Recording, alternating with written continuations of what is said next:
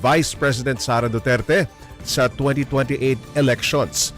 Nagpasalamat si Senador Robin Padilla sa mga kaibigan niyang nagpalutang ng Sara-Robin tandem. Sabi niya kung tutuusin, ayaw niyang tumakbo noon sa pagkasenador at itinulak lang siya ni dating Pangulong Rodrigo Duterte. Ayaw din daw niya na maging VP dahil marami anyang mas pwedeng itambal kay VP Sara gaya ni na Senators Amy Marcos, Bongo at Ronald De La Rosa. Pero kung iutos daw ni dating Pangulong Duterte na tumakbo siyang bise, ay susunod daw siya. Sa tanong naman kung handa ba si Padilla na maging Vice President, heto ang sagot niya.